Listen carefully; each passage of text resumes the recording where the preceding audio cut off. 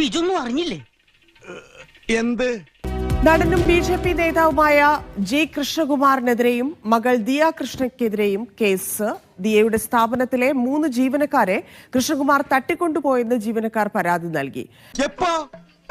നേരം വെളുത്ത് ഇത്രയല്ലേ ആയുള്ളൂ? നിങ്ങളുടെ ലൈഫ് ഇല്ലാതാക്കും, നിങ്ങളെ ഞാൻ കൊല്ലും, എന്റെ അച്ഛൻ ആരെന്നറിയാലോ. അച്ഛനെ കൊണ്ട് വിളിപ്പിക്കുകയാണ്.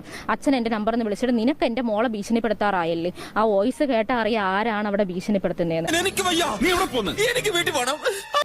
ഇപ്പൊ ഇത്രയും വിഷയമൊക്കെയല്ലോ, സ്വാഭാവികമായിട്ടും നിങ്ങൾ ഇതിനകം നിങ്ങളുടെ അക്കൗണ്ട് പരിശോധിക്കുകയും ബാലൻസ് എത്രയുണ്ട് എന്ന് 5000-ന്റെ അകത്ത് പോലും ബാലൻസ് ഉണ്ടാവത്തില്ല.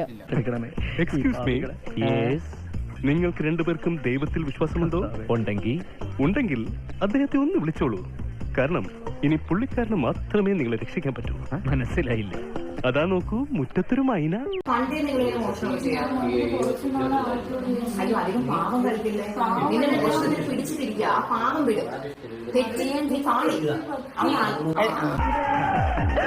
പറയുന്നു നമ്മുടെ അക്കൗണ്ടിൽ എത്രയോ ബാലൻസ് ഉണ്ടെന്ന് ചോദിച്ചപ്പോൾ 5000 രൂപ പോലും ഇല്ലാന്ന് പറഞ്ഞ് ചിരിക്കുന്നുണ്ട്. ശരി, എന്നാൽ അവ ഈ ഓവർനൈറ്റ് എവിടെ നിന്നാണ് ഇത്രയും ക്യാഷ് ഒപ്പിച്ചത്? ചേട്ടായി, ഇനി നമ്മൾ എന്ത് ചെയ്യും? അത് മാത്രമല്ല, അവർ നമുക്ക് എന്തിന് ഈ ക്യാഷ് തന്നു? തെറ്റ് ചെയ്തിട്ടില്ലാത്തവർ ഭീഷണിപ്പെടുത്തിയാലും തരാൻ പറ്റില്ല എന്നങ്ങ് പറഞ്ഞാൽ പോരെ അവർ.